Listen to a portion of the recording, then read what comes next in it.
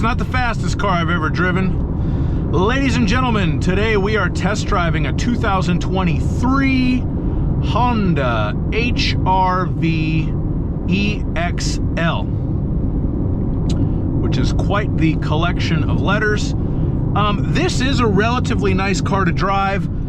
The biggest issue with it is that it could use a little bit better acceleration. It is an improvement over the previous generation HR-V with the 1.8 liter engine. I had driven one of those and found that car to be almost unacceptably slow. I live in Southern California, so when you're not stuck in traffic, it does require some power to cut and thrust on the freeways down here.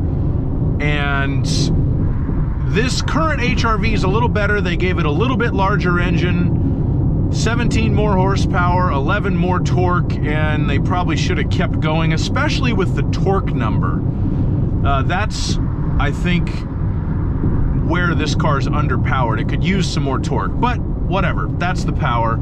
I'm sure a lot of people talk about that on the internet. I haven't actually read very many reviews of this car because I'd prefer to form my own opinion. Driving wise, other than that, it is pretty nice. The steering has a nice feel to it. The ride is refined. You do get a little bit more road noise than I would like on the freeway. I'm currently going about 70 on a halfway decent freeway, and since this is a brand new design for this year, I would like it if it were a little bit more refined, a little bit more sound deadening, but it isn't offensive. It's just kind of, in a lot of ways, my honest opinion on this car is it's an also-ran. There's nothing overly compelling that would cause you to choose it over any of its main rivals, aside from the fact that it's easier to see out of than a Toyota CHR. But, you know, like, the acceleration's not that great. The gas mileage is not that great. It drives nice, but it's not a revelation. This car is fine, it's nice, but it's not special in any appreciable way. It's not offensive. It's not a car that I would discourage anyone from buying, but I would encourage people to shop around because, you know, sometimes when it comes right down to it, it's the little things in life that make you happy. And there are some little things about this car that I really like. I think the interior is nicely laid out in the front. I find it comfortable. I am a tall individual, and I would say that compared to some other modern cars that I've driven lately, my knee room is a little bit better in the front, so you may find it very comfortable. It has some nice features for the price point, but again, nothing amazing. You know, it's nothing that really truly sets it apart. So, yeah, 2023 CR-V EXL MEH is kind of my feelings on this car. Let's maybe get it on a little bit of a twistier road and see if that improves the outlook at all. All right, so on a curvy road, this car does distinguish itself slightly better. The steering is quite good. The handling is quite good for the class.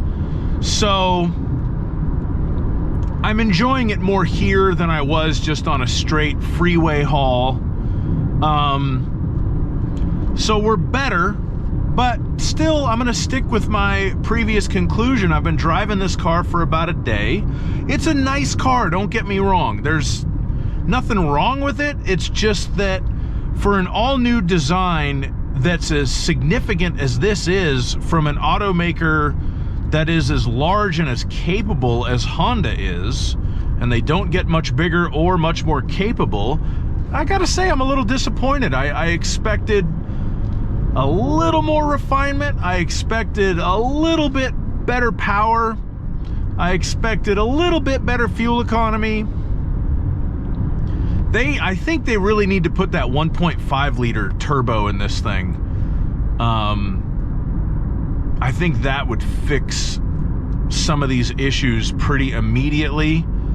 There may be some sort of cost issues involved in that. I don't know. I'm filming this in September of 2022, so the car business is all jacked up, and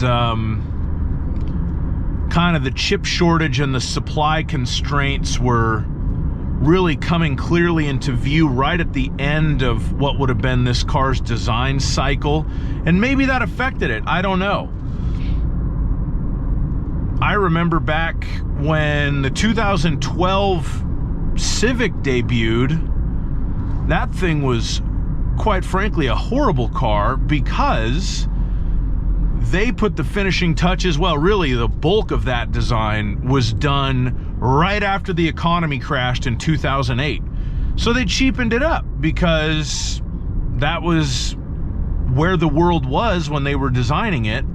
And they ended up having to revise that car pretty significantly, pretty quickly, because by the time it came out, the world economy had improved enough that nobody wanted a cheap, hateful 2012 Civic. But they did improve it over the years and make it a better car. I think they actually redid some stuff on it the very next model year, if I remember correctly. So that may have had an effect here, you know, that maybe this would have been a better car had it not been for all the crazy chip shortages and supply chain issues and everything else that we've been experiencing for the last year and a half or however long it's been. And if that's the case, then maybe they'll improve it quickly, assuming that those other issues can be solved quickly.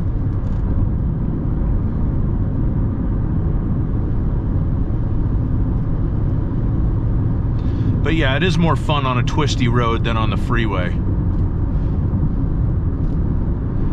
The Honda HR-V.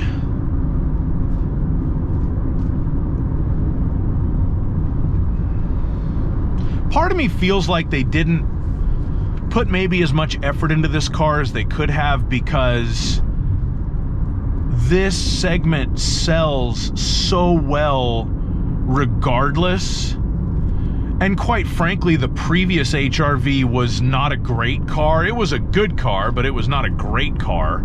And they sold like hotcakes. So maybe Honda thought, well, we don't need to try that hard. You know, just make it a little better. Yeah, it looks a little nicer. Yeah, that's good. That's fine. There you go. They'll buy it. Don't worry about it. I mean, Subaru doesn't even bother to change the body panels on the Impreza hatchback for the Crosstrek. They just put a little extra plastic on there, jack up the suspension, change the wheels, raise the price. Hey, there you go. Have fun. There's a Crosstrek right there.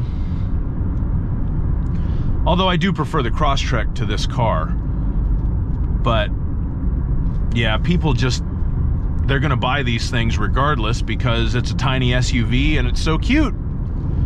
I just love it. You could probably go to the UCLA parking lot, and if you walked across the roofs of the HR-Vs, the Crosstreks, and maybe the Toyota CHRs, you could just walk from roof to roof to roof and never touch the tarmac.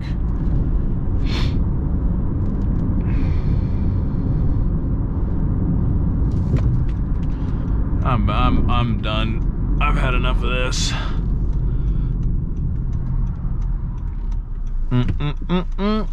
Watch this acceleration. This thing is just, it's like a Bugatti Veyron. Watch this. Full throttle. Oh, it's 44 miles an hour already. Feel the speed. Well, I am speeding.